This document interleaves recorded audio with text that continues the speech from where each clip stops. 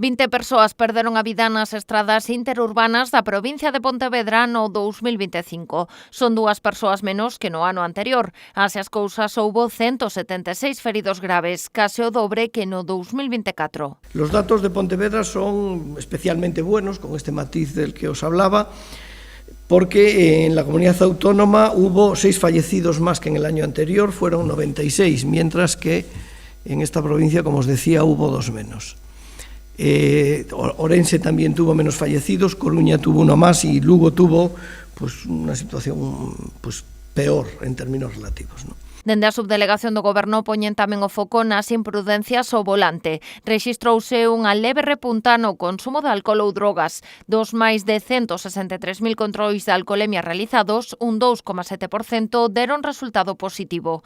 No caso dos drogotests, fixéronse algo máis de 4.500 e resultaron positivos case o 52%.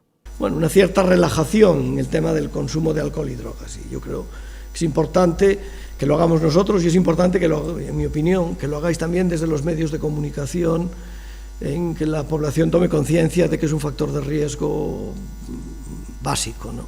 Tamén se deu a voz de alerta polos excesos de velocidade ou persoas que non levaban o cinto abrochado. Y de hecho, lo que no puede haber en ningún caso es autocomplacencia, yo siempre lo digo, ¿no? Y porque detectamos ese repunte en el consumo de alcohol, en las drogas, muchos excesos de velocidad, sin ninguna duda. Estos 2 fallecidos sin cinturón, personas conduciendo sin carné, sin seguro obligatorio, con el carné retirado, es decir, que todas estas variables que son elementos indudables de riesgo se incrementan. Así, o 50% das persoas falecidas eran usuarios vulnerables. Deles 7 eran motoristas, 2 peóns e un usuario de ciclomotor.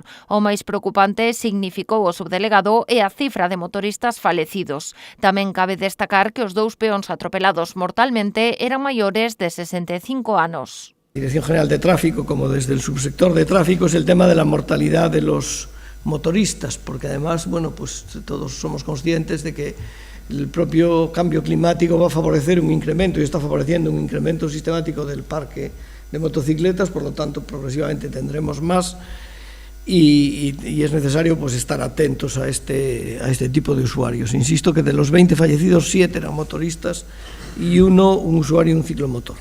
En canto ás multas tramitadas polos axentes da Garda Civil de Tráfico, crecen as infraccións por velocidade excesiva, que subiron ata as 56.000. O máis significativo é o crecemento das dilixencias penais incoadas, pois chegaron a 893. Os motivos, condutores que nunca tiveron carné, conducindo co carné retirado, outros foron sorprendidos conducindo sen puntos e 14 que foron xulgados por delito contra a seguridade viaria a raíz dun exceso de velocidade.